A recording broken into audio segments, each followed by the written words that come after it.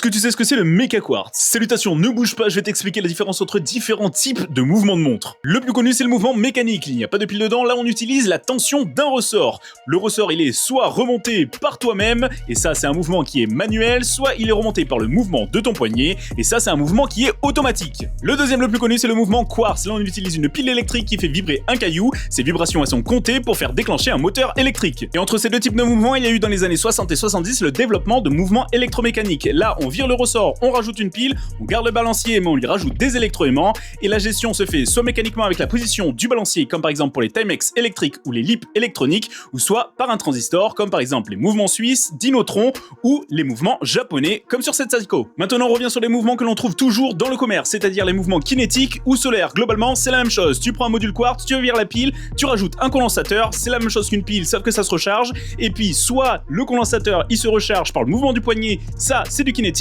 une petite dynamo, un rotor et puis ça fonctionne, ou soit c'est un petit panneau solaire qui est caché quelque part qui là va recharger le condensateur. Un autre mouvement que tu trouves sur le marché c'est le spring drive. Alors là par contre ça n'a rien à voir avec les précédents, c'est un mouvement qui est mécanique, il n'y a pas de pile dedans, mais par contre pour une précision et une gestion de l'heure, là il y a un module quartz, mais globalement c'est du mécanique. Et on termine avec le mouvement que je t'ai dit au tout début de la vidéo, c'est-à-dire le méca quartz. Alors le méca quartz globalement c'est du quartz, il y a juste une petite fonction mécanique pour déclencher et remettre à zéro le chrono, mais ça fonctionne comme un quartz. Il y a deux moteurs électriques, un pour l'heure, un pour le chrono, il y a juste la fonction de la roue à cam ou roue à colonne qui est bien du mécanique, mais globalement c'est un quartz. Là je te dérange pas plus, si t'as appris quelque chose tu likes la vidéo, si t'as des questions tu les poses en commentaire et si t'as quelqu'un qui ne savait pas toutes ces informations tu lui partages cette vidéo.